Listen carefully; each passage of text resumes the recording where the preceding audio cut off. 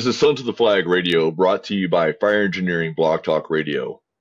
Sons of the Flag was founded in 2012 to support just one burn survivor, and our mission is to be fully committed to revolutionizing burn care for veterans, first responders, and civilians by providing funding for innovative research and fellowships for doctors to help further their training in treating burn survivors and supporting those who have been directly or indirectly impacted by traumatic burns.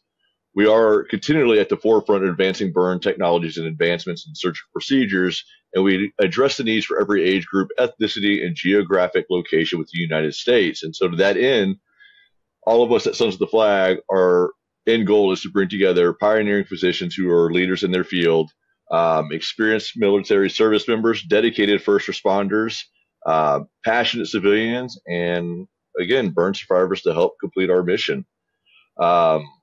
Man, it's a good time. It's a good time to be part of Sons of the Flag, and we'll kind of talk about that real briefly. But as always, we like to start the show off by honoring our fallen brothers and sisters. So if you just give me a moment, let's talk about, give a moment to think about the fallen firefighters and military and law enforcement we've lost since our last show. Jeffrey Fiala, Adam Kuspa, Christopher Higgins, William Nix, Roger Lathrop. Let's take a moment of silence for him. Awesome. Man, thank you guys so much. Landon, Zach, phenomenal to see you guys. It's always a blessing to be in your guys' presence. So, again, we met a couple weeks ago, got to meet with our new CEO, new president. Whoop, whoop. Johnny, a $50,000 donation recently, so that was pretty awesome. 50 of 100 that we gave last year to UT Southwestern for the fellowship. That's awesome, man. And that's awesome.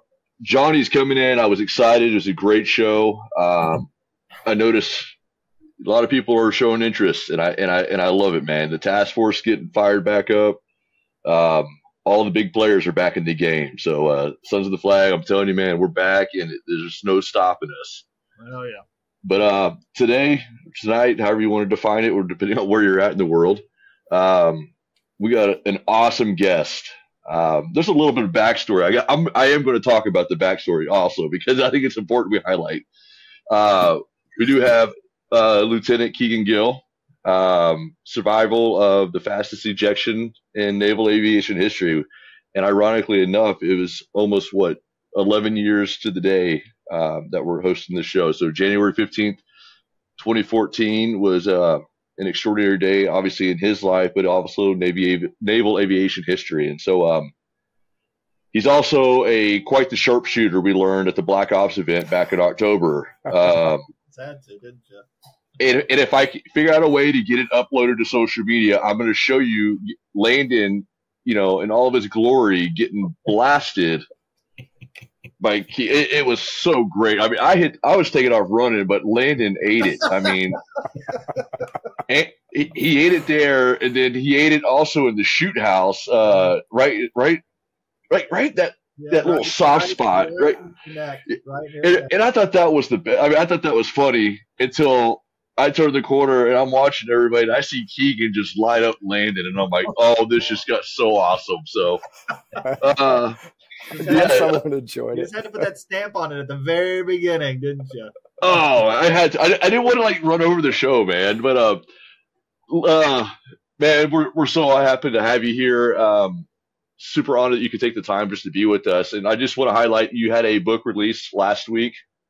I think I see it over your left shoulder right there. It's the coolest cover you're ever going to see. Yeah, thanks. Yeah, so the Phoenix Revival, the aftermath of naval aviation's fastest ejection. And so, brother, I can't thank you enough again for taking the time to be here and being our presence, man. It's welcome. Yeah, gentlemen, thank you for having me on. It's a pleasure to be here and share the story with your guys and your crew and your audience. I think they're going to enjoy it. Hell yeah. Oh, absolutely. Let's jump right in. We got 45 minutes to an hour, and you've got such a long story, and your recovery, I think, is so important for the firefighters to hear, man. So we're all ears, brother. Yeah, thanks, guys. So January 15th, 2014, as Justin mentioned, this is like almost exactly 11 years ago to the day. I was a young naval strike fighter pilot stationed with VFA 143, the Pukin Dogs out of Virginia Beach, Virginia, stationed at NAS Oceana. And I was assigned to fly in the F-18 Echo Super Hornet, which, it was a dream come true. For me especially, I mean, I was just a community college kid going through and eventually went to officer candidate school. But here I was after about 4 years in the Navy of going through to earn my wings, going through the F-18 training syllabus and pipeline to becoming a fleet naval aviator and preparing for deployment. And I found myself in the squadron after about 8 months on this day in January. And I had been, doing the small mouth, big ears thing really well to the point where I hadn't stuck out in the squadron, which I highly recommend as an approach for most new guys and probably the fire service as well. Similar, just shut up and do your job and work hard and learn every day. And that's kind of what I was doing. And as I walked in for this flight, it was kind of a standard day in the squadron ready room, a bunch of other pilots bustling around, busy doing our ground jobs and all the collateral nonsense that kind of comes with the job. And one of the more senior pilots in the squadron came up to me and he goes, "Man, you just haven't done anything dumb enough yet to earn a call sign." So we're kind of laughing about that. There'd been like 5 or 6 newer guys to join the squadron after me. And a lot of those guys already had call signs, but I just hadn't stuck out. Another funny part that morning was my buddy Fisty's at the duty desk, kind of running the radios and running the flight schedule for the day as we would rotate through as the pilots.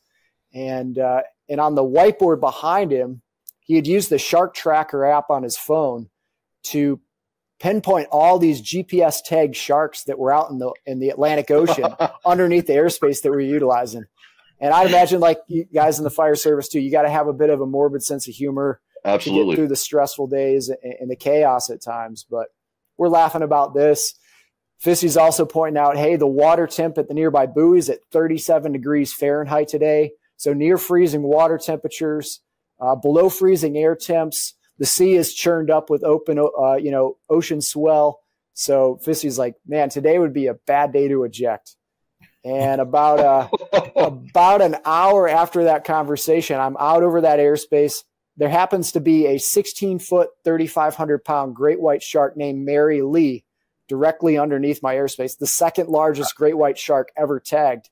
Oh, God. And, good Lord. So, that's all in the back of my mind. But, when you're busy flying and doing the tactical mission, all that stuff just gets shut off. And I'm in the midst of a dogfight. We're out there practicing what we call BFM, basic fighter maneuvering or air combat maneuvering. And it's probably the epitome of what people think of when they think fighter pilot. It's a 2 or more aircraft within visual range of one another trying to shoot each other down. Yeah. And it's incredibly dynamic, a lot of physical stress as you undergo all these G-forces. You're operating weapon systems, defensive systems. You're operating sensors and you're flying the aircraft, talking on the radio. So there's a lot going on. And anyways, we did several rounds of this fighting, which in training, we do it as close to the real thing as possible. There are a few training rules, but other than that, it's just about fists off, gloves off fighting. And we got to Joker fuel, meaning we had just enough fuel left for one short round of fighting as we kind of exited the airspace for the day. And in the compressed timeline, we set up a bit lower and quite a bit faster than we typically would do for this sort of a beam setup. So we're a mile abeam one another's jets, about 450 knots up at 12,500 feet. So over 2 nautical miles straight up in the sky. And my flight lead calls fights on. We pitch those aircraft in at each other. And as we meet the merge, I was already partially inverted and partially nose low. I opted to pull the jet in a dive down towards the ocean, what's called a split S maneuver. Now, normally this maneuver would take less than 5,000 feet of vertical airspace, and we're at about 10,500 feet at that merge. So doing the quick mental math, I've got 500 extra feet above the tactical or the hard deck that we set at 5,000 feet for training purposes. And so I maneuver the jet and I go into this dive, pulling the stick all the way back into my lap. You can feel the immense G force as this thing increases up to 7.5 Gs. And if you can imagine that force, say with all my gear and everything, I weighed about 1,600 pounds under 7.5 Gs. just my head and my helmet, wearing this bulky Jehemix helmet's like this cool space age visor that allows you to, everywhere you move your head, you train your weapon systems and your flight displays all come with you. But between my head and my helmet, maybe weighing about 20 pounds when we're sitting here on the ground at 1G, now at almost 8 times that, that's like having a 150-pound person on your head. And with that weight, you're looking, there's the adage is lose sight, lose the fight. So you're constantly looking outside, straining your neck, got the stick in your lap. You're looking at your weapon systems, trying to operate your radar. There's a lot going on, and you're pulling all those G's. Then all of a sudden, I just felt that lift and settle. And this is at the worst possible moment. I'm pointed straight at the ocean. And it was sort of like going around a sharp corner in a sports car and then having your steering wheel kick back halfway. Only instead of skidding off the road, now I'm stuck in a dive at the ocean. Very quickly, the radar altimeter goes off, going altitude, altitude, letting me know I just broke through 5,000 feet. And the ocean's just rushing up at me. The heads-up display showing an arrow and going, pull up, or as we call her, Bitchin' Betty. And I got the stick in my lap, and I'm just thinking, I already am pulling up, and it's not responding. And 2 seconds before impact at 51 degrees nose low, so a steep dive angle, going 695 miles per hour, I pulled the ejection handle. Holy shit. And a normal ejection is incredibly violent. Guys will, have flail injuries. There's about a 50 G instantaneous force as that rocket motor goes off on the ejection seat. That eases to 12 to 14 sustained Gs. So it crushes you. I mean, it'll permanently compress your spine. And that's in best case scenarios, straight and level flight below 180 knots in a controlled ejection. This was not a controlled ejection. And this was well outside the envelope of what should have been survivable, but I had no other option. It was either ride that jet into the ocean and vaporize or take a chance with the ejection seat. And so while that initial ejection sequence was incredibly violent, what really messed me up was impacting the sound barrier with my body. And it turns out at 695 miles per hour, the human body is not terribly aerodynamic. And it just freaking wrecked me. I mean, ripped my helmet off my head, traumatic brain injury, smashed my face to hell. I broke my C1 in my neck, my left scapula in my shoulder, bilateral humerus fractures in my upper arms. This humerus tore through my right brachial artery. My left forearm shattered the radius and ulna and severed the median nerve that controls my hand. I had more extensive nerve damage through my upper body. I ejected so fast that the helmet had ripped off, my dry suit shredded open, and all the survival gear on my vest ripped off, my radio, my signaling equipment. And my legs were flailing so violently that the steel-toe boots on my feet effectively became like wrecking balls, smashing open my lower legs with 2 open tib-fib fractures. And this all is just in a split second, man. It was like a rag doll in a hurricane as I impacted that airflow 100 times the force of a Category 1 hurricane. Fortunately, in what little altitude I had, that parachute deployed and lowered me enough so that I didn't die in impact with the ocean. And that quickly sunk under the ocean swell and current and started to drag me under. There was a wild rescue effort. My flight lead fortunately spotted my parachute opening and was able to coordinate with air traffic control, other aircraft in the area, and a fishing vessel that he was able to direct over to my position. In total, I spent about 2 hours in that ocean water just getting drowned alive by my parachute. And I was in and out of consciousness. I really don't know how I lived because I had inhaled so much salt water. And anybody who's ever been held under the water when you need a breath of air, you know how terrible that feeling can be. And it was just that over and over and over. Eventually, a Navy H-60 Seahawk helicopter from HSC 28 and a rescue swimmer named Cheech got down in the water with me and cut me free of that paracord, got me back to the surface and up into the helicopter. I coded several times on the ride to the hospital in the helicopter, but they continued to resuscitate me and get me back to life over and over again. When they got me to the level 1 trauma center, I was rushed in. They took my core body temperature. I was at 87 degrees Fahrenheit, so I should have been dead from hypothermia, but they said that severe hypothermia actually saved me from bleeding to death. It also, they think, preserved brain function. But they ended up pumping the water out of my lungs, multiple blood transfusions. My kidneys were shutting down from just the overwhelming amount of tissue breakdown causing rhabdomyosis.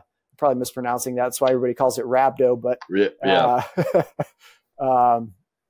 Anyways, once I was semi-stable, they induced a coma and rushed me into surgery. And I spent the next week undergoing over a dozen different trauma surgeries as they reconstructed my skeleton out of titanium rods, steel plates, and screws, salvaged my limbs from amputation. And eventually, all my friends and family, squadron mates are all hanging out in the ICU waiting room after I had been transferred to Portsmouth Naval Hospital following those surgeries, still in a coma now. And they didn't really know if I was going to come to. And the same pilot, Basil, that had been joking before this flight that I hadn't done anything to earn a call sign yet, kind of piped up and goes, he's a scrappy motherfucker. He'll be fine. And so that kind of lifted the spirits of the room. And scrappy motherfucker got shortened down to Smurf. Nice. As a kind of makeshift acronym. And because it's the military, you got to have a politically correct cover story for your call sign these days. So they said it was because I was a short guy that turned blue from hypothermia. I love it. But at least out of all this, I finally got a call sign, They, it didn't look like I was going to wake back up, but eventually after 2 weeks, I did come back to consciousness. And I didn't know where I was. It was like waking up from a dream in my own bedroom, except for some reason I'm in this freaking glass room with wires all over me. All my body's basically like saran wrapped up. I've got staples and I've got hundreds of staples and sutures all over my body, and just complete confusion between the head injury and all the meds that they had me on for pain management. I was just out of it. But eventually the medical staff came in and they just kind of laid it out. Hey, you've been in a high-speed ejection, and realistically, it doesn't look like you're ever going to walk again. You're not going to ever be able to use your arms or your hands again, and your military flying career is over.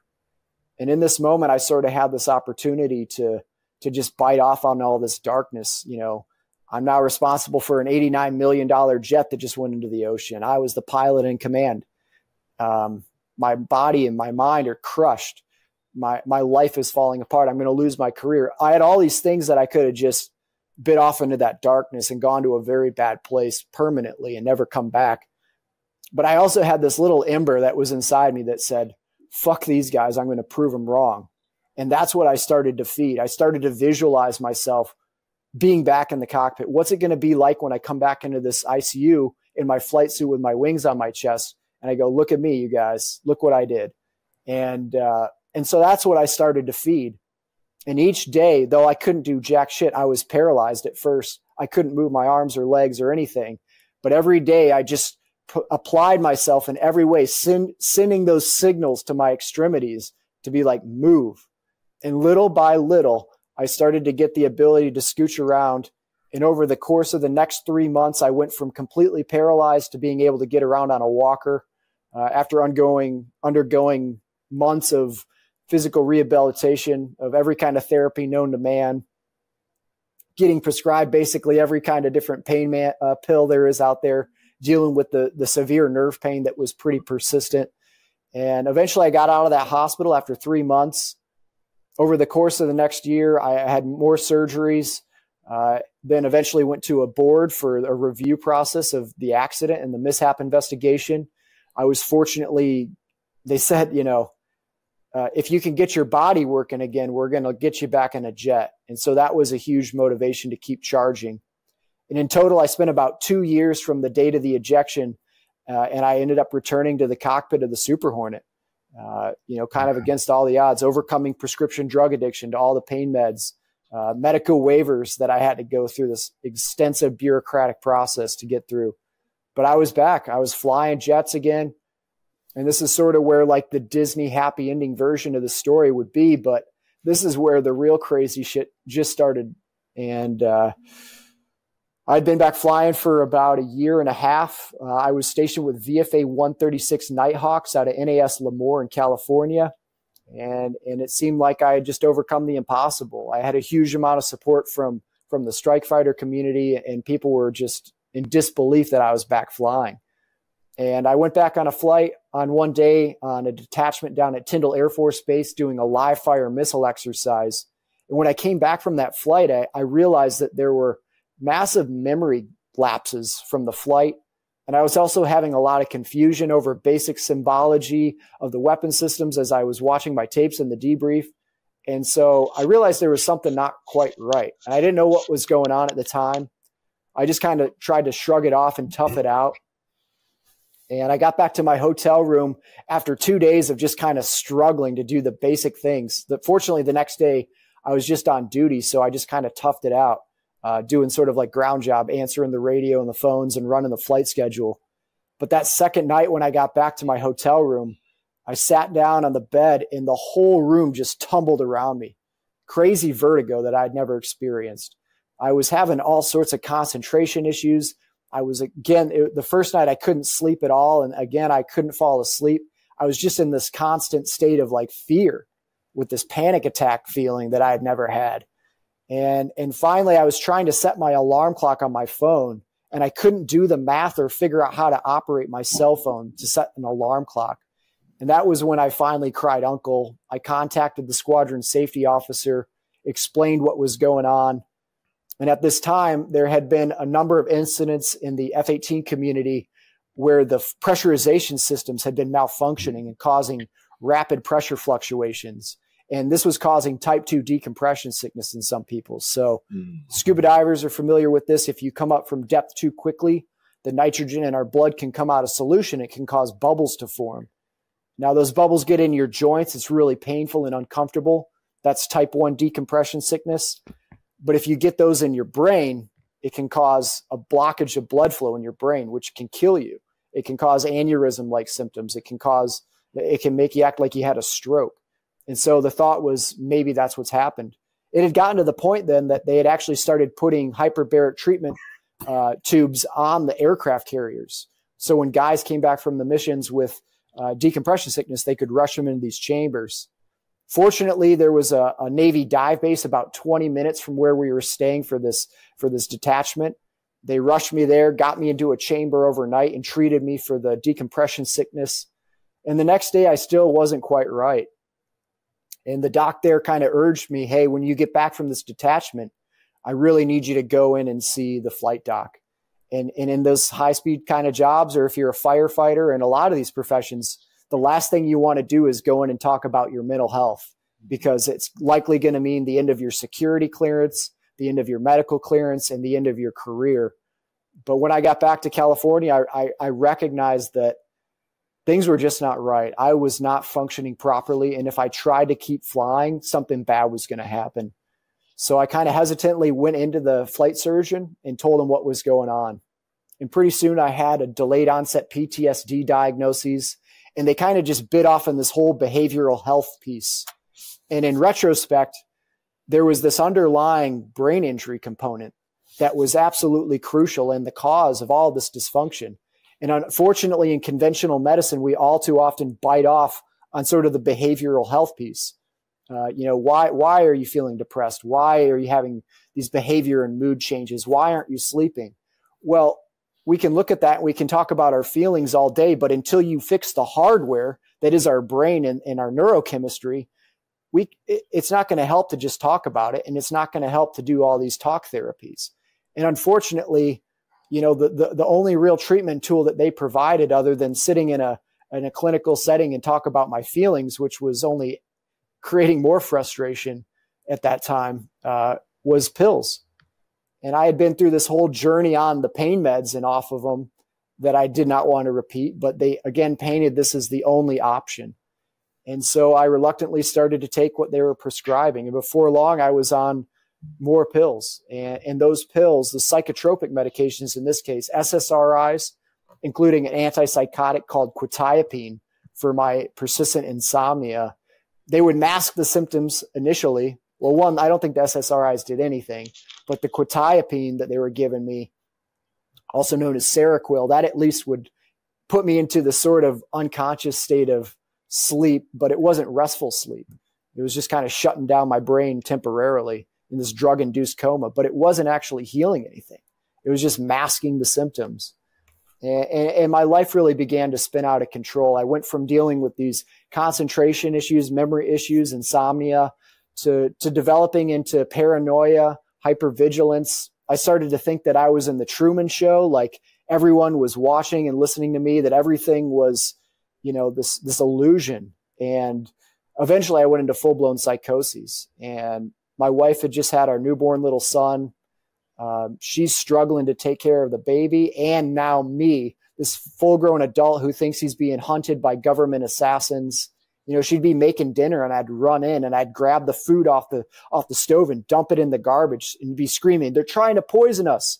I knew I was being poisoned, but I didn't realize it was in these FDA prescribed pills that I'd been, prescribed from medical doctors. And so, it was dark times, man. I got to the point where I felt I had let everybody down in my squadron, everybody that believed in me to get back to the cockpit. And one night I had a Glock 19 handgun in my little end table by the bed. And I was just about ready to put that thing in my mouth, wondering what's the gun oil going to taste like on my tongue? What's the muzzle going to feel like on my teeth? And fortunately, I looked over in that moment, and my little baby boy and my wife were sound asleep next to me, and I didn't want to wake them up. That was the only thing that stopped me in that moment, is I didn't want to wake them up. But had they not been there in that moment, I would have been one of the other 22 to 44 veterans taking their own lives, if not more. And I know it's plaguing the fire community. It's plaguing the first responder community, law enforcement. There's a lot of people struggling with that. And fortunately, with the support of my wife and command in the medical community, I was eventually medically retired from the military. But that same treatment continued outside through the VA. It was just take these pills, come talk about it with us, and that's all we got for you. And it didn't work, as it doesn't work for so many people, because all the while there's this underlying brain injury, this underlying physiology of your brain. And you don't have to have an explosion at the speed of sound to cause brain injury. Just chronic stress, working jobs like being a firefighter or police officer where you're just not sleeping. That can add up and take a toll. The emotional traumas we experience cause damage to our brains. But this was largely misunderstood. And I think, in the conventional healthcare system, it still is very misunderstood. And so that same thing just kept happening. Just take more of these pills. And within a few days of having my dosage of quetiapine increased from 300 milligrams a night up to 450 milligrams a night, I went into my deepest psychoses yet. My wife came home from a job interview. She's a trauma nurse in the ER. And she came home and she freaking walks into me. I'm wrestling around in one of our rooms in our house. And I had shaved off all my hair in chunks.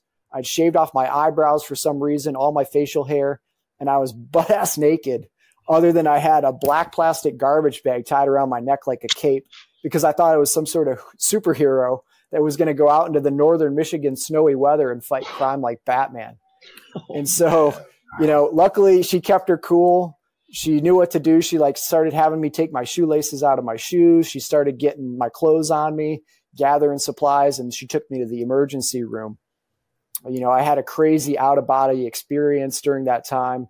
And I came to a couple days later down in the Battle Creek, Michigan VA inpatient psychiatric facility, where they send veterans dealing with severe mental health issues.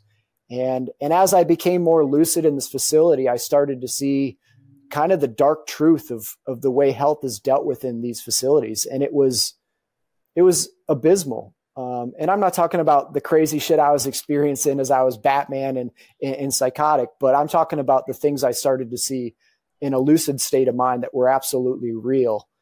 And the things I saw were, one, the sleep deprivation was a chronic problem there. One, it's not an easy place to sleep in, because you're in a room with other veterans dealing with severe mental health issues. You're already in like an elevated state of your nervous system, the sort of fight or flight mode. And now you have other people pacing up and down and running up and down the hallways, yelling and screaming all night. Everything is lit with white fluorescent lighting out in the hallways. It's hard tile floors and concrete walls. So everything just echoes. And if you're on one-to-one care like I was, or if you would be if you're in a psychosis or coming out of a psychosis, They come in and they're required by policy to shine a flashlight in your face every 15 minutes to make sure you're safe. So you're not sleeping. The food is just ultra processed garbage prison food that actually depletes your nutrients rather than restoring you. The water that comes out of the tap smells like it comes out of a broken freaking hot tub.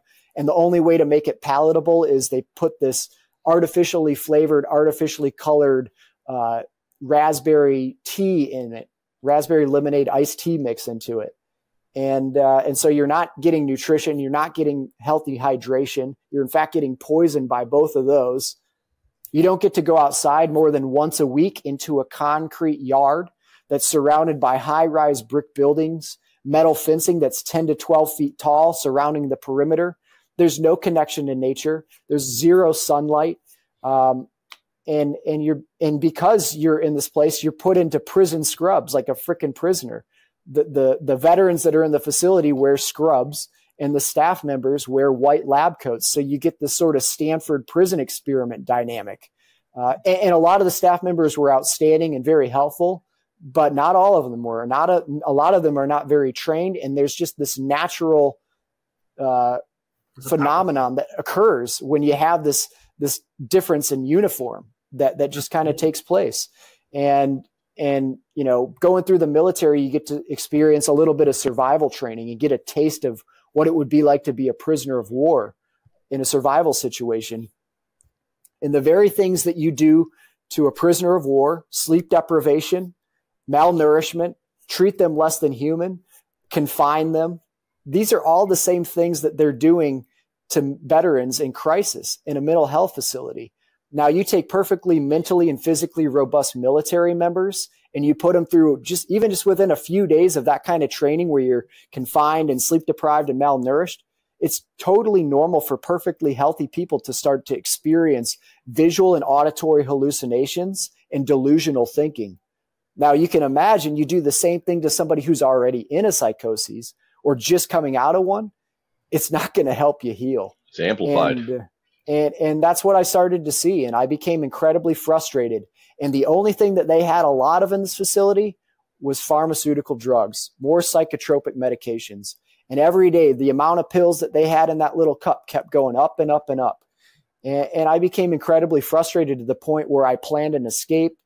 I had a failed execution of that escape that led to me getting injected with a medicine called Haldol that should just be called hell. Yep. It was absolute terror. And this is what they're giving somebody and that needs, you know, that's dealing with a mental health crisis, is something that causes severe pain, discomfort, and anxiety. And that stuff had me feeling like there were insects trying to crawl their way out from under my skin. All I wanted to do was rip my own skin off, run up and down the hallways screaming for my freaking life. And eventually I collapsed from that stuff. And I came to, I don't know, I think it was a day or two later, literally just drooling on myself. I don't know what all they had given me at this point while I was out, but I didn't know who I was. I didn't know where I was. I'd just become another one of these freaking zombies, like so many of the other veterans in this facility. And I had one of the staff members guide me into this room to meet with someone that was supposed to be my legal representation. Now, to begin with, I had been voluntarily admitted to this facility. I hadn't committed any crime. I was there because I just wanted to get help. And what I found myself in this room, one, they wouldn't let me leave when I requested to leave, and actually got injected with Haldol when I tried to get out of there. But now, because I had tried to escape, they brought me into this room with this woman, put a pen in my hand, and had me scribbling on this paperwork as I'm literally drooling on myself. And what that did is it committed me to the facility, making it even more difficult for me to get out. It stripped me of my constitutional right to bear arms, so I can no longer purchase a firearm as an American veteran to provide for my family as a hunter or protect my family. It also put me on the law enforcement information network as if I committed a felony.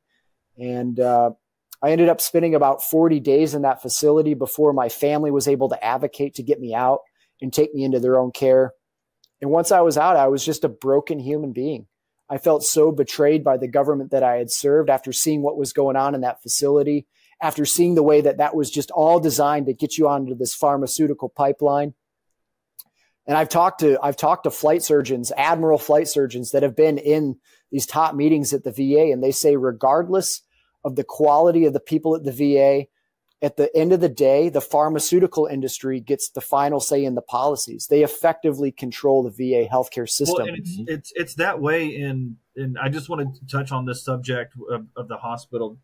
So Kegan and I went on the 7X trip together, and I got to hear a story there. And then the second time, whenever we went to Antarctica, remember I saw you at the airport, and I got to dive a little bit more into your psychotic break and the medications, and we got to talk a little bit more on that. And it's it is, and it's not just happening in the VA, it is society wide. Oh yeah. Pharmaceuticals are, whenever I was younger, I had a suicide attempt, and they put me in a facility.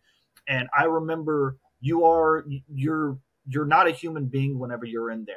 No. You are something that they want to analyze and give you as much drugs as possible to make you either go to sleep, wake up, do what they say. And the antipsychotics will make you go psychotic. Yeah, and they do. SSRIs, compounding that. At one time I was on 8 to 10 medications, literally seeing little green men hopping around the toilet. And it's with you're talking about how that lab coat environment. Can you describe just those emotions going through your head whenever you're sitting there and you know that this is the issue whenever you're in there and nobody's listening to you, because it happens every single time somebody goes in. It's immense frustration that it'll make you go freaking in a rage. I was ready to rip the staff members' throats out. I was ready to kill somebody, and I came so close to doing that because I saw what was going on in this place.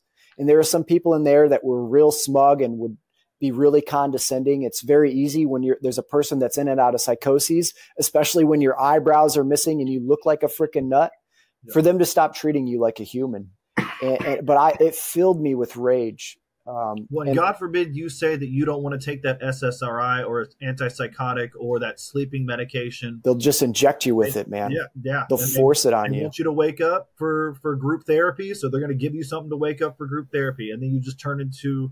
My family would talk to me, and I'm sure your family. You become such a different person. You are not yourself on these things. Yeah, it crushed my soul, man, and when I kind of slipped through the cracks of the thin veneer of society and decency and saw the underside of that, I was a broken human being. And I had every reason at that point. Again, I was ready to off myself. I could barely do the dishes. I was just dark and bitter all the time. My little kids would come up and try to play with me, and I would tell them to leave me alone. I was on the verge of divorce. My wife had just been through hell with it all. And my life was looking really freaking bleak. And I was really fortunate to stumble upon the book, How to Change Your Mind by Michael Pollan. And I found that there's a different route to healing trauma and brain injury and mental health conditions through the use of holistic modalities, including psychedelic assisted therapy, that transformed my life and gave me my life back, gave me my family back, and made me, I think, the best version of myself I've ever been. So when did you decide, because I know this psychedelic treatment is massive in your journey, when did you decide to pull the trigger on that? Was it after reading this book and you went, okay, this is something that I need to find, and you started searching for where to go? Yeah, I mean, it just opened my eyes to this different option. And at this point, it had been complete insanity, the conventional route, which was go in, say it's not working, and then getting more of that same medication. And it just happened over and over and over again. And the reason it's not working is because you need more of it. And then I would take more of it and I would get worse. And so it was either continue down that path. And when I brought up the psychedelic assisted therapy to the VA psychiatrist and my family, there was a lot of consternation, like, well, I don't think you should do that. This stuff can drive you into psychoses. But I was willing to take that risk because I knew I couldn't continue to live. I wasn't living the way I was. The only emotions I felt were rage and anger and resentment and like just negative, bitter emotions. I didn't feel joy anymore. I was starting to self-medicate with cannabis and alcohol and just trying to bury all that. And I was just getting worse and worse. And so I knew I had to try something different. Even if it drove me crazy, I didn't care. I was like, I can't keep going like this. And I think there's a lot of fear mongering around around psychedelics or entheogens, whatever you want to call them. There's this sort of stigma that's come from the failed war on drugs that's been ongoing for decades and decades, to kind of paint these medicines, these healing modalities as the problem. And you know, we're kind of in a strange time in our society that these indigenous medicines aren't part of us, aren't part of our ceremony and upbringing in our culture, because for prehistory, it's recorded, you know, these were a very active part of our societies and cultures. And there's still some indigenous communities that utilize these, and they're much better off societies. They're healthier, happier people that have a deeper connection with everything. And I was fortunate to kind of gain access to that form of healing, which was transformational. I mean, all you got to do is look at what's happening right now, especially with the Senate confirmation hearings with RFK.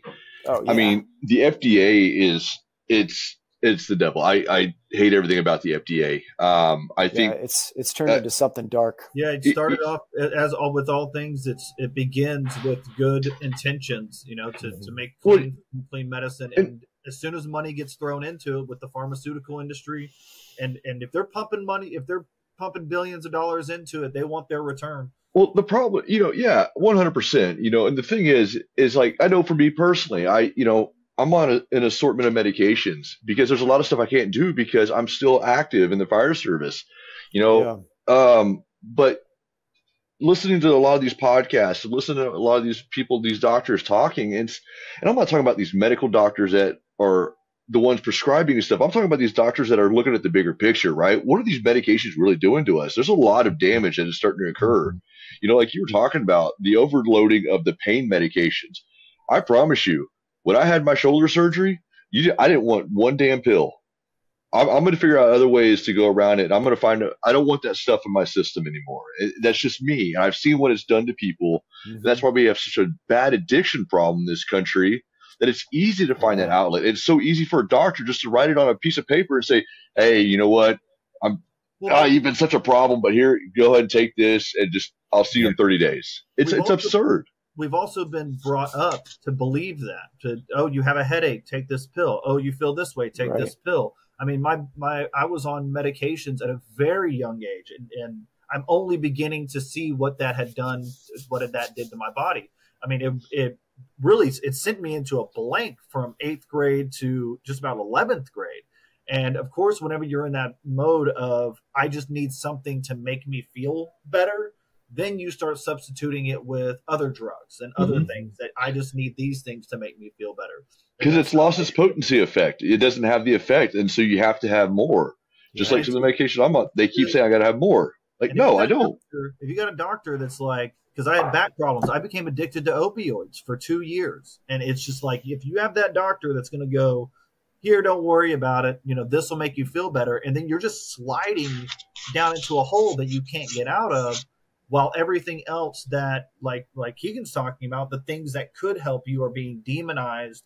And I know a lot of people are probably listening to, they're like, psychedelics, you know, it's now it's becoming a bit more mainstream, but at the time it's like, you don't do that, only crazy people do that, only hippies do that, and it's like, no, these are life-changing faculties that can do something for you.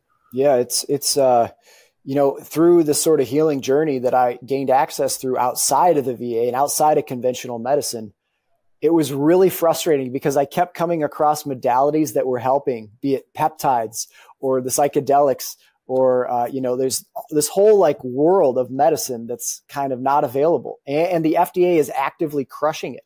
I mean, there were peptides that I was taking that were helping, and the FDA actually made them illegal. And not because they're unsafe, but because that they're effectively the enforcement arm of the pharmaceutical industry.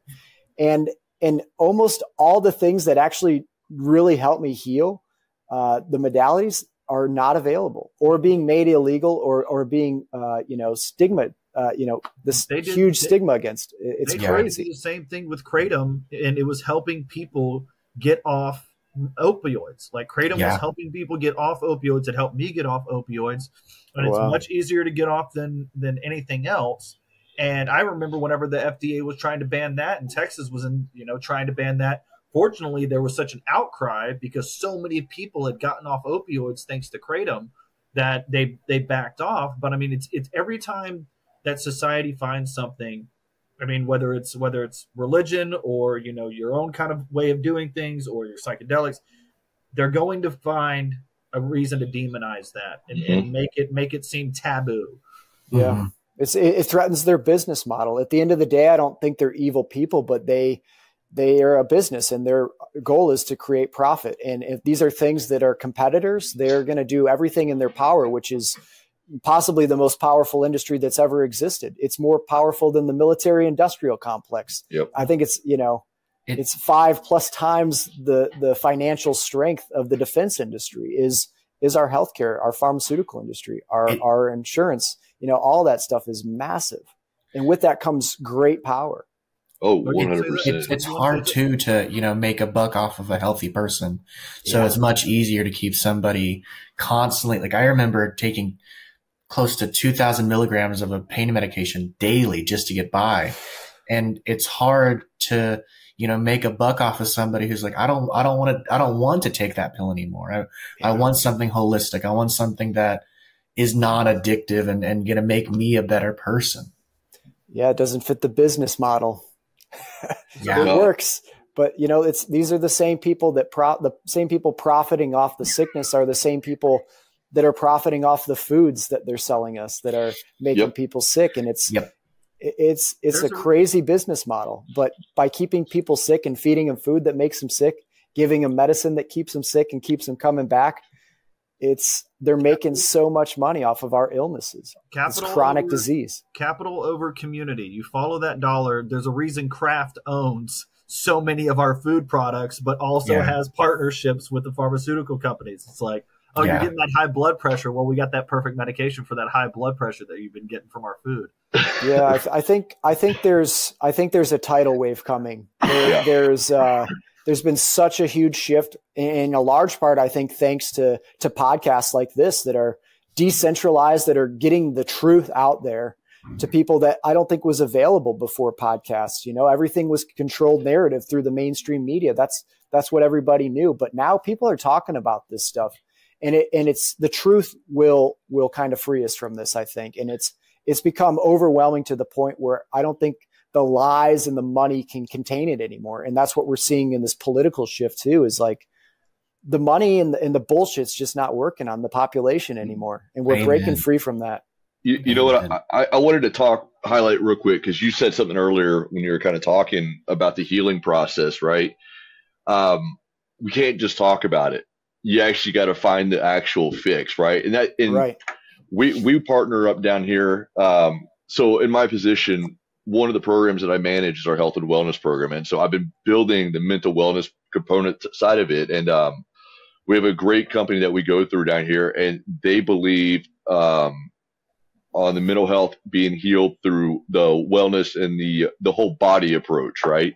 So they incorporate nutrition, and I'm talking about the stuff that we're talking about. They got mad at me this week when I ordered subs for our new guys. I was like, come on, I had 15 people to feed, but they're hitting from a wellness and nutrition standpoint, and they believe in the physical fitness and the physical aspect of healing, and their entire approach has been just absolutely game changing, because right now almost every damn fire department is trying to get into their program or at least build a partnership with them, because there's a deeper fix to this than what we're seeing on the surface. Like you said, I used to go to counselors that all we did was just talk about it. And here I am, 41 years old this year, and I've lived with this shit and the weight of my life, of all of my past, for the last 30 something years, until I switched to this program. And now I'm getting deeper to understanding the physical components of everything, right? How do I heal physically? You know, and that's been the hard thing, man. And I think, you know, there's so many great groups out there that are finally getting the right message out. And again, I think it was always so bastardized, and try to, you know, how do we suppress their speech? How do we suppress them from getting that message out? Because it is the right message. You know, you just can't go sit down and talk to somebody. I can't do that. Like, I am not wired that way. A lot of the times that can exacerbate the problem. 100%. And that's what led me to the point, you're talking about putting that Glock 19 and the way it tasted. And I can still sit there and remember sitting in my house what it was going to be like when I go sit down in that shower and I shoot myself in the damn head. And how's my wife going to clean this up? That's exactly how I thought about it. Yep. And only talking about that shit is what got me to that point. And it wasn't until I told her, I go, I got to do something different. So I reached out to this company, and I had heard so much about them, and they've done such a phenomenal job. I love Dr. T and the entire FIRST program. They have saved my life, and I am firmly believe that you have got to address the physical component. You cannot just talk about shit anymore. You have to address it. You got to fix the hardware before you start updating the software. Absolutely. And if the neurochemistry and physiology of your brain is jacked up and you're not producing the right hormones and everything's out of whack, talking about it and taking pills is only going to make it worse. Yep. And fixing the hardware. Kegan, take us through your first journey, man. Your first romp into the psychedelics and how it the immediate and the after effects. Yeah, I mean, just as important, if not more important than the psychedelics themselves, was the preparation and integration then after. Preparing to go into a big medicine journey. There were things that I was doing to get my health as good as I could. I was just coming off of that Seroquel that I slowly weaned myself off of over the course of months and months, and dealing with persistent insomnia again and struggling through that. But I was able to do that because I started to really prioritize my sleep. I cut out cannabis, alcohol. I drastically reduced caffeine down to less than a cup a day, ideally, because those things were jacking up my sleep. And at the foundation of all this is sleep for healing. If you're not getting sleep, you're not going to heal. So I started to take a physical approach to that. I was getting outside, getting exercise regularly. And again, I wasn't perfect at this point, but I was at least creating a better situation for my body before I went down to this big medicine journey. And my first big one was with Heroic Hearts Project, where I went down to Peru and sat with the Shipibo for several ceremonies with ayahuasca.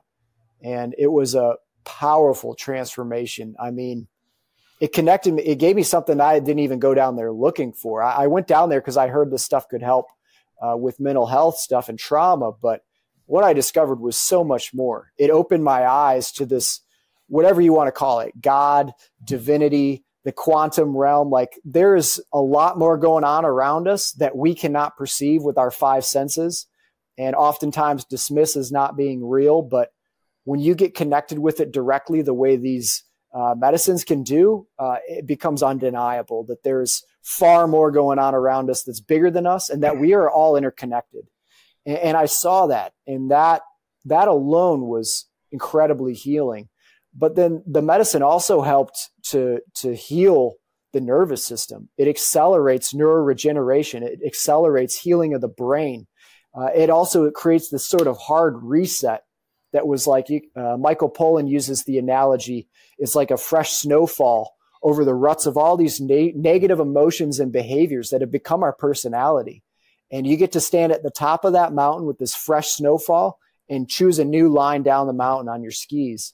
And coming out of it, I sort of have a renewed sense of purpose. I felt like I deserved to be alive, that I was a good human being, that I had this overwhelming sense of love. It was like this freaking shell of armor that had built up and calloused around my freaking heart and soul just exploded loose, and there was a supernova. And now I just had this beaming energy coming out of me that was ready to be shared with the world and progress me forward. And now after a big experience like that, you can go back into your old habits. You can go back and be around the same toxicity, the same environments, and shit can just kind of build back up, and you can find yourself in the same place. But if you're able to integrate and learn and change, and you don't have to be perfect, but if you can start to take steps to move in the right direction after that fresh reset, the transformational power is freaking incredible. And over the course of several years, not only getting the psychedelic reset, but also addressing the brain physiology through lab work to see what was off in my neurochemistry, addressing that with nutraceutical supplementation, anybody out there that's dealing with cognitive impairments, I really encourage you. There's a great book called, it's by Dr. Michael Lewis, When Brains Collide. And that goes into the use of high levels of fish oil, omega-3 fatty acids to heal brain injury. Basically, your brain is made of fat. And when you feed it really healthy fats, like you can get in omega-3 fish oil, there's also some really good products out there by Dr. Mark Gordon. He's been on the Joe Rogan podcast, I think 6 times at this point, but he has some brain rescue products that have those omega-3s and a bunch of other good stuff. And when you start to supplement yourself with these high levels of fish oil, which I recommend and Dr. Lewis recommends in his book, is working your way gradually up to about 3,000 milligrams a day of a high quality fish oil. And by high quality fish oil, I mean something that's been distilled in a way that takes out the impurities and the heavy metals. If you just get your standard store-bought stuff, it's likely going to have heavy metals in it that can make you sick. There's a number of good brands out there. One that I use is called Nordic Naturals. I'm not sponsored by any of these folks, by the way, but these are just things that I firsthand have found have worked. But getting yourself on high levels of fish oil, prioritizing your sleep, cutting out the toxicity of alcohol, cannabis, caffeine. If you're struggling, just get rid of all this shit. It's hard to do, and you got to take an incremental approach to doing it. And you don't have to be perfect, but the closer you can get to getting yourself off all that shit that degrades your sleep quality, the better sleep you're going to start to have. And the compounding effects of good sleep are going to trickle into every aspect of your life, especially when you couple it with the supplementation, decent nutrition. I'm not talking about a diet where you have to restrict your eating. I'm just talking about not eating shit, which is probably 95% of the stuff that's in the grocery store. Eating real whole foods. If you know a farmer near you that grows shit without putting pesticides and herbicides on it, that's even better. If you can, organic food's a slightly better option, though that whole world's corrupt as fuck now. Yep. But just eating real food, which is fruits, vegetables, meat. If you're a hunter, wild game is an awesome option. Rather than eating these industrial processed animals that have been freaking tortured and sick their whole lives. Like that shit pulls over to you when you eat it. So getting better sources of food is a huge win for you. One of the things that I loved that I love that's happened in the last 10 or so years is the kind of shift back to farm raised and local farming and, food to table. It's weird. It's booming. We call it, farm to table, where like if you go to a place like Colombia or something like that, it's like that's just natural eating. That's right. Like, no, they're not. They don't have this large shipping containers that it's coming from wherever. It's there's a farm down the road that they're getting this stuff from. It's Landon. Not all of us are married to Colombia, so quit using that damn reference. I feel sorry for you. I love that now we're talking about. And it has slowly become this, because for a long time we really did, and science does a lot of incredible things, but whenever you start mixing money and science, money can corrupt everything. Oh, it does. For a long time we were like, science is going to save us. Science is just going to save us. And it's like, science can save a lot of stuff. Science can save human beings, certainly putting you back together, but we still have a base need inside of us for those natural instincts and for those that nutritious environment, instead of just processing. I mean, we're eating stuff that literally has oil byproducts in it. It's nasty, man. It's not food. Be good for you. The further we drift from nature, the sicker we become. Yep. We are natural creatures. We're supposed to be outside. We're supposed to be eating things that were grown in a natural environment, not coated in pesticides and herbicides and chemical fertilizers. That's not real food. And then you take all this stuff and you process the hell out of it, and you add artificial flavors, colors, and stuff you can't pronounce. And now you got 40 ingredients in your loaf of bread. Like, that's not food. Yeah. Nope. And it's not just the snack foods that are like this. This is damn near everything on the shelves is turned into this. And fortunately, I think there's an awakening occurring, and people are starting to demand, like you said, the mom and pop farm down the road are, they're getting a huge amount of attention now because people are sick of being poisoned by their food. And we just want something that grew up outside, a freaking cow that ate grass and got sunlight, you know, not this thing that's shoved in a box its whole life, eating corn and getting pumped full of antibiotics, you know. It's so we weird. Don't want that. Weird. Whenever you say you want that, people are going to look at you and be like, what's the problem? And we're finally figuring out that, yeah, you know, industrialized farming, even just what it does to the soil is, I mean, which we're that's going to come home to roost eventually. And I mean, we've bitten off on this whole, like, you know, CO2 emissions being the obsession. Well, the health of our soil is the single most huge contributing factor to, you know, greenhouse gases and all this shit. When we've frickin' turned a huge portion of the United States grasslands into just dirt that's nutrient depleted, and when we do commercial fishing with dredging, there's a great documentary called, I think it's called Kiss the Ground. And it's all about how we've, you know, torn up all the ocean floor and all that biome that creates so much oxygen. And then we tear up all the grasslands and just turn it into dirt as we over farm it. Like, that is what causes fucking chaos to our climate. Not because we drive a car or because cows fart or whatever bullshit they're trying to blame it on. Like, the biggest problems, you know, we could fix just by the way we eat, man. Like, and I think there's a demand coming from that. People want regenerative agriculture. People want from healthy animals. And as that drive comes from the consumers in our country, I think that's what's really going to drive the change. Absolutely. And people can say what they like about RFK. I have, you know, with all politicians, I'm going to have issues, period. But it's like, I'm excited to see somebody who's willing to be an asshole and, like, stand up to large conglomerates, like, for once. And that's the lefty liberal in me. I'm like, you know, corporations are not my friend. Like, corporations are not people. No, they're not, and they shouldn't be treated as such. And that's a huge problem in our country right now. Is I think they get more influence than the people. They don't have a limitation on their campaign contributions like people do.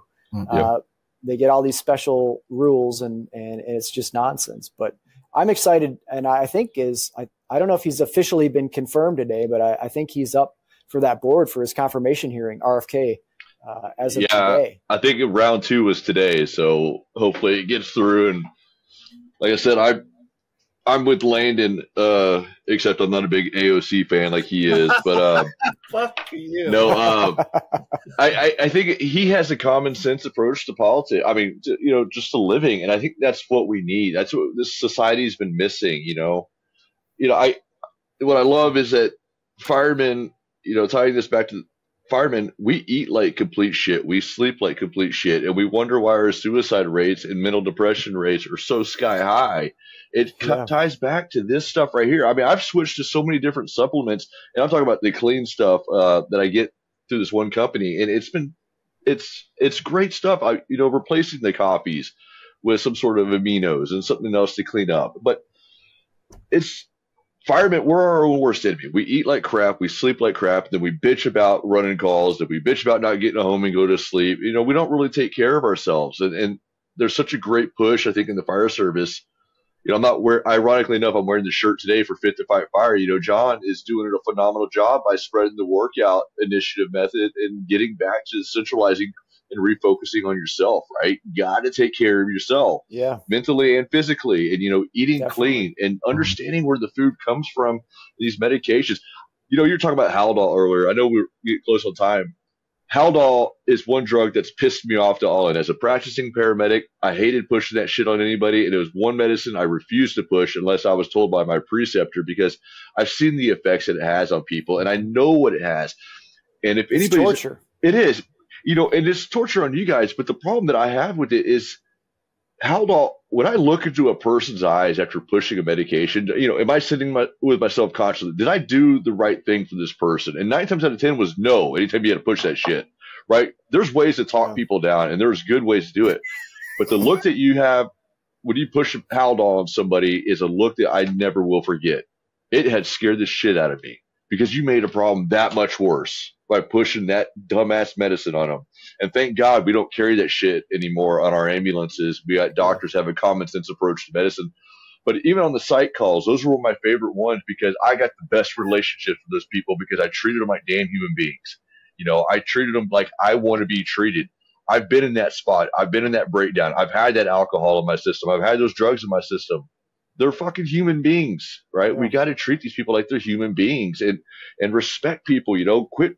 That's my big thing is quit pushing shit just because we have to, just because somebody told us we had to. No, you got to treat things at the root cause. And like I said, a medication, like you were talking about Haldol earlier. I was about ready to start throwing shit because I hate that damn medication with a passion. I've never had to take it, thank God, but I've refused to push it on people. I think that's something like, you know, how law enforcement, if they're going to carry a pepper spray or a taser, they got to get hit by it. Absolutely. Like, if you're going to push Haldol on people, you got to get injected with it first. Mm-hmm. That's a good idea. Yeah. No one's going to be giving that shit anymore. And then you got to push some succinylcholine or Vec, and we got to paralyze you and mess with you at that point. So, but we're coming up to our time, and Kegan, there's so much more that we could dive into. I mean, we didn't get to really jump into Val journey, but I think anybody who's watching this and just listening to you and seeing you knows that the story you told and you coming out, you obviously came out on the good end of things, man. And it's been one hell of a journey. If you want to hear more about it, my new book, Phoenix Revival, You can see it up here above me. You can get that on Amazon. It's a hardcover, paperback, ebook, Audible. So whatever your way of getting a book in, please check it out. It's a quick read. Hopefully it'll keep you engaged, and it goes into a lot more detail on some of the stuff we discussed today, including just practical tools that anybody can use to get out of whatever darkness you're going through, and hopefully offer a little bit of inspiration and some resources in the back that can help you on the way as well. I know my copy's on the way, and I can't wait to dive into it, man. Just getting to talk to you, and now I get to, you know, kind of read through the more in-depth things that you've gone through, and I know I'm going to find some similarities in your journey, and it's going to mean a lot, man. Definitely. I hope you enjoyed it, and thank you guys for your time and having me on the show. And Absolutely. Thank you for what you do in the fire service. You know. Oh, I'm a desk jockey now. I got carpal tunnel syndrome at this point. He upgraded. No, hey, I cannot thank you enough, dude.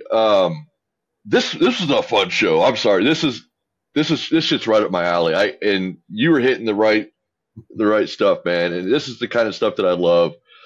I look forward to reading the book, man. I thank you so much for shooting Landon back in October.